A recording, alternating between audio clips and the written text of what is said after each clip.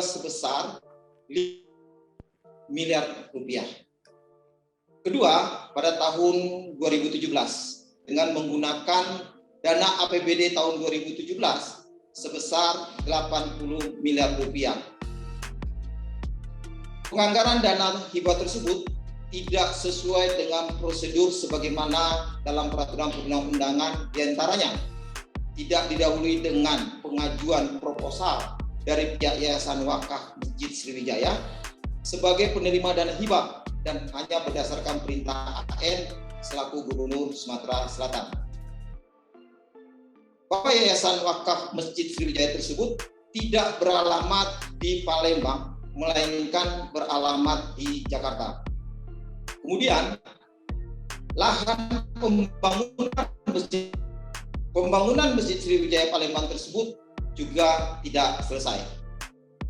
Akibat dari penyimpangan tersebut telah merugikan keuangan negara sebesar 130 miliar rupiah.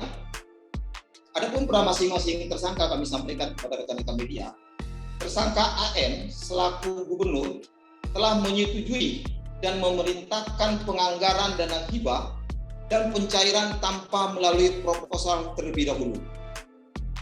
Tersangka MM selaku bendahara Yayasan Wakaf Masjid yang meminta untuk pengiriman dana tersebut ke dalam rekening Yayasan Wakaf Masjid Sriwijaya yang berdomisili di Jakarta dari penggunaannya dalam penyimpangan-penyimpangan.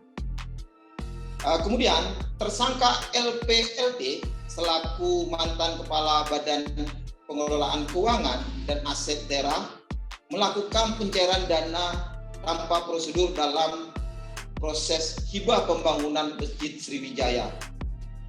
Adapun ketiga orang tersangka ini telah dilakukan penahanan sebelumnya dalam perkara lain. Untuk tersangka AN berstatus tersangka pada dugaan tindak pidana korupsi pembelian gas bumi oleh BUMD Perusahaan Daerah Pertambangan dan Energi PDE Sumatera Selatan tahun 2010-2019 dan saat ini tersangka ditahan di Rumah Tahanan Negara Salemba Cabang Kejaksaan Agung.